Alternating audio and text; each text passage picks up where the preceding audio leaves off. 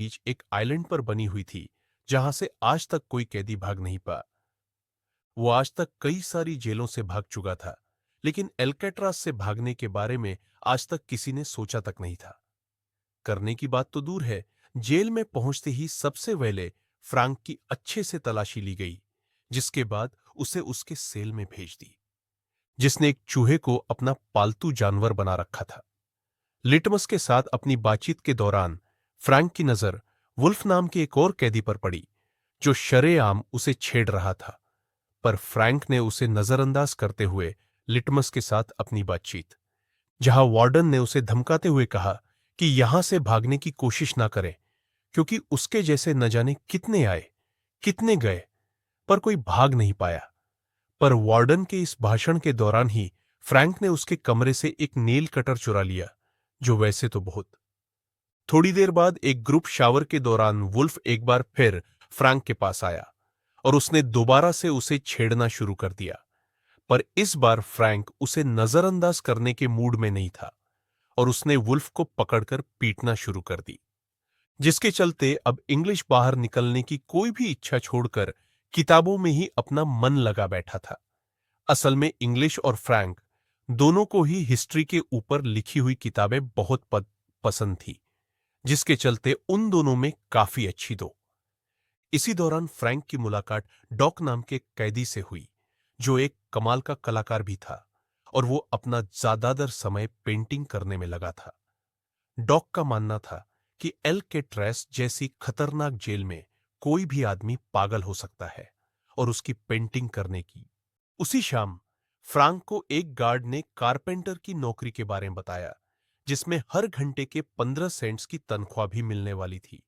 पर फ्रैंक के लिए जल्द ही मुसीबतें बढ़ने वाली थी और एक दिन जब सभी कैदी अपने अपने सेल्स से बाहर थे, उस दौर अब वुल्फ और फ्रैंक के बीच लड़ाई छिड़ गई और जब गार्ड्स ने उन्हें रोकने की कोशिश की, तो वुल्फ ने एक गार्ड पर भी हमला कर दिया, जिसके बाद उन दोनों को ही डी ब्लॉक की सॉलिटरी कन्फाइनमेंट में भेज दिया गया। सॉलिटरी कन्फाई 2 हफ्ते तक उसी पिंजरे में रहने के बाद जब फ्रैंक को आजाद किया गया, तो लिटमस ने अपने चूहे के जरिए फ्रैंक को खुश करने के लिए एक वेलकम नोट भेजा। वापस आने के बाद फ्रैंक की अपने पड़ोसी चार्ली से भी दोस्ती हो गई, जो वहां एक बाह, जिस दौरान उसे कैदी के सेल में अपनी तस्वीर दिखाई दी, जो पहले तो उसे बहुत पसंद आए, पर अगले ही सेकंड उसने जेल से डॉग की बनाई हुई सभी पेंटिंग्स को बाहर निकालने का आदेश दिया और उसके इस फैसले ने डॉग को अंदर से पूरी तरह, वो अपनी बनाई हर एक पेंटिंग से बहुत प्यार करता था। फ्रैंक ने डॉग को लाख बार समझाने की कोशिश की कि कोई बात नहीं भाई, पेंटिंग ही तो थी, अब जीना तो है ना यहाँ पे। लेकिन डॉग इस सदमे से बाहर नहीं आ पा रहा था। और एक दिन शिफ्ट उसी रात जब फ्रैंक अपने सेल में बैठा हुआ था, तो उसकी नजर वेंट से निकल रहे कॉकरोच पर पड़ी, जिसे देखकर फ्रैंक को एहसास हुआ कि शायद ये वेंट बाहर निकलने वाले किसी दरवाजे का रास्ता हो। तभी इंग्लिश ने उसे बताया, क्यास। और अब अपनी बातचीत के दौरान वो लोग एल्केट्राज के बारे में बात कर रहे थे कि कैसे इस जेल से भागना नामुमकिन था, क्योंकि जेल चारों तरफ से पानी से जो घिरी हुई है और अब उनके मुताबिक उन्हें अपनी पूरी जिंदगी यही बितानी पड़ेगी। पर और अब फ्रैंक इतिहास बनाना चाहता था। वो इस जेल से भागने वाला पहला इंसान बनना चाहता था। उसी रात फ्रैंक ने वार्डन की कमरे से चुराए हुए नेल कट्टर की मदद से अपने कमरे की ग्रिल के आसपास मौजूद सीमेंट को खरीदना शुरू कर दिया। समय के साथ उसकी मेहनत रंग भी लाने लगी और धीरे धीरे ग्रिल के आसपास की सीमेंट कमजोर पड़ने लगी। उधर मुलाकात के समय जब इंग्लिश और चार्ली अपने परिवार वालों से मिलने के लिए गए, तो इंग्लिश अपनी बेटी से बात करने में काफी हिच इधर अपनी बीवी से मुलाकात के वक्त चार्ली को अपनी बूढ़ी मां की बिगड़ती हुई तबीयत के बारे में पता चला और डॉक्टर के मुताबिक चार्ली की मां के पास अब सिर्फ कुछ महीने ही बचे हुए थे और इसी चीज ने चार्ली के मन में एल्केट्राज से भागने की ई। अगली सुबह नाश्ते के दौरान फ्रैंक ने जॉन और चार्ली के सामने अपना जेल से भागने का प्लान रखा। फ्रैंक के मुताबिक खारे पानी और हवा ने जेल की इमारत को काफी कमजोर कर दिया था, जिसके चलते वो लोग सीमेंट को कुरेद कर वेंटिलेशन ग्रिल्स को, जिसके बाद वो उन्हीं ग्रिल्स से होते हुए पाइपलाइंस तक पहुंचकर वहां से भाग जाएंगे। पर बात अभी भी वही अटकी हुई थी कि जेल से तो निकल जाएंगे, समुद्र पार कैसे करेंगे। इस पर फ्रैंक ने कहा कि क्लेरेंस जेल के कपड़ों के डिपार्ट, और उन सभी ने एक साथ मिलकर इस प्लान पर काम करने का फैसला किया। उस रात फ्रैंक हर रोज की तरह अपने सेल में सीमेंट को निकालने में लगा हुआ था, और इस बार चार्ली भी उसके साथ था, जो अपने सेल से बाहर नजर रखे हुए था ताकि किसी गार्ड को उन इधर फ्रैंक का काम तो हो रहा था, पर नेल कट्टर छोटा होने की वजह से उसको चलाने में बहुत ज्यादा समय लग रहा था और मेहनत भी बहुत ज्यादा हो रही थी। नेल कट्टर ज्यादा तीखा भी नहीं था, तो जोर ज्यादा लगाना पड़ रहा था। इसी वजह से फ्रैंक के एज, और अब उनके मुताबिक उन्हें एक बड़े और ज्यादा ताकत और हथियार की जरूरत थी। पर तभी फ्रैंक की नजर अपनी चम्मच पर पड़ी और उसने तुरंत ही अपनी चम्मच को जूते पर घिसकर गंदा कर दिया, जिसके बाद उसने गार्ड को बुलाकर चम्मच गंद। गार्ड को भी इसमें कोई गलत चीज नहीं लगी और उसने बड़ी आसानी से उनको चम्मच बदलने के लिए हामी भर दी। पर जैसे ही वो लोग चम्मच बदलने के लिए फ्रंट डेस्क पर गए, तो जॉन ने वहां मौजूद गार्ड को अपनी बातों में उलझा लिया, जिसका पर उसके लिए इतना काफी नहीं था, और इसीलिए उसने लिटमस से अपने हिस्से के 20 दिन की मिठाई के बदले में बाकी सामान इकट्ठा किया। जिसके बाद फ्रैंक ने चम्मच पे घलाकर नेल कटर और सिक्के के साथ जोड़कर एक नया औजार बनाया, जो नेल कटर से काफ। उसी राज जब फ्रैंक तेजी से सीमेंट को कुरेदने में लगा हुआ था, तब ये गार्ड वहां आया जिस पर चार्ली की नजर नहीं पड़ी। पर खुशकिस्मती से एन वक्त पर इंग्लिश ने बीच में आकर उस गार्ड का ध्यान भटका दिया, जिससे चार्ली को जेल पार। वो लोग इस बार तो बच गए, पर अब फ्रैंक समझ चुका था कि वो चार्ली पर पूरी तरह भरोसा नहीं कर सकता। अगले कुछ दिनों में फ्रैंक समझ गया था कि उन ग्रिल्स के अंदर पेच भी कसे गए हैं, जिन्हें खोलने के लिए उन्हें एक नया औजार चाहिए था।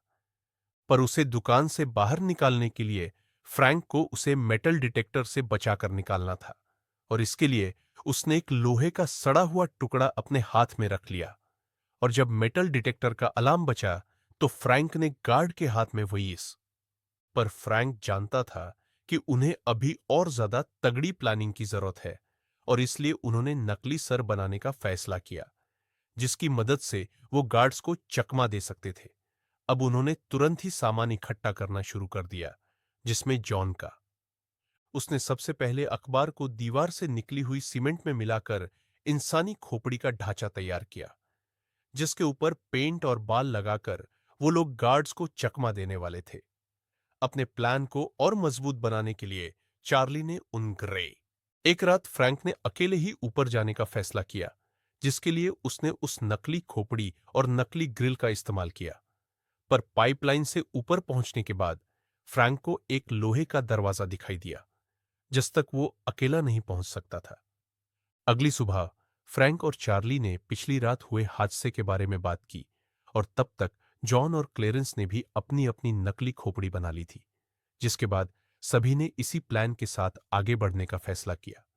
उसी रात जॉन और चार्ली एक दूसरे की मदद से वो लोग दरवाजे तक पहुंच गए, जिससे पकड़ते ही उन्हें एहसास हुआ कि वो लोग इस दरवाजे को काट सकते थे, पर इसके लिए उन्हें काफी एडवांस टूल्स की जरूरत थी। अगले दिन म्यूजिक क्लास के दौरान अब पंखे को क्लास से बाहर ले जाने के लिए चार्ली ने उसे एक इंस्ट्रूमेंट बॉक्स में डाल दिया, जिसकी मदद से वो लोग आसानी से बाहर आ गए। वो पंखा जैसे ही फ्रैंक के हाथ लगा, तो वो तुरंत ही उसे एक औजार बनाने में लग गया, जिसके बाद दब इस बीच उनसे शोर भी काफी हुआ, जिसकी आवाज गार्ड्स तक पहुंची भी। पर गार्ड्स ने ज्यादा न सोचते हुए उसे नजरअंदाज कर दिया। इधर फ्रैंक और उसके साथियों का रास्ता बन चुका था, जिसके बाद उन्होंने मंगलवार की रात को दुनिया की यस पर मंगलवार सुबह नाश्ते के दौरान फ्रैंक ने डॉग की याद में टेबल पर एक फूल रख दिया, जिस पर तुरंत ही वार्डन की नजर पड़ गई, और उसने फ्रैंक को जेल के उसूल याद दिलाते हुए उस फूल को कुचल दिया।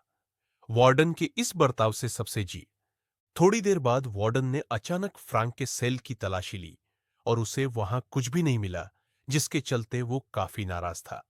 और उसने इसी नाराजगी में चार्ली और फ्रैंक का सेल बदलने का आदेश दे दिया। उधर वुल्फ भी सॉलिटरी कन्फा। और जैसे ही वो हमला करने के लिए आगे बढ़ा तो इंग्लिश ने उसे बीच में पकड़ लिया।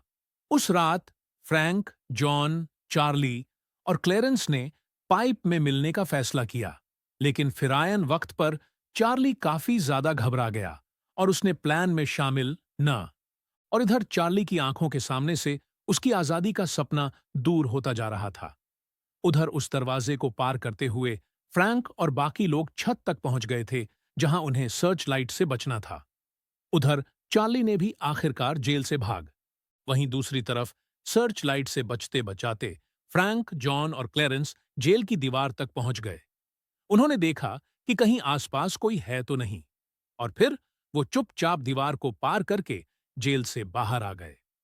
अब वो तीनों कैदी एक रो। वो अच्छे से जानते थे कि किसको क्या करना है, और तीनों शांति और तेजी से अपना काम कर रहे थे। उन्होंने जल्दी जल्दी नाव के अंदर हवा भरनी शुरू कर दी, जिसे मुंह से भुलाना बहुत मुश्किल काम था। लेकिन फिर भी अपनी जान बचाने के लिए अगले सुबह जब गार्ड्स राउंड पर आए तो शुरुआत में तो उन्हें सब कुछ बिल्कुल नॉर्मल लगा, और फिर उन्होंने देखा कि फ्रैंक अब तक सो रहा था। उन्होंने जैसे ही फ्रैंक के मुंह से चद्दर हटाई तो उनके पैरों तले जमीन खिसक गई। क्या है? फ्रैंक ने अपने सर की जगह पर नकली खोपड़ी जो रखी हुई थी। गार्च ने तुरंत ही अलार्म बजा दिया, और जल्द ही ये भी पता चला कि दो और कैदी भी भाग चुके हैं। जल्द ही उन तीनों की खोज शुरू हो गई। उन्हें ढूंढने में नाव के साथ साथ हेल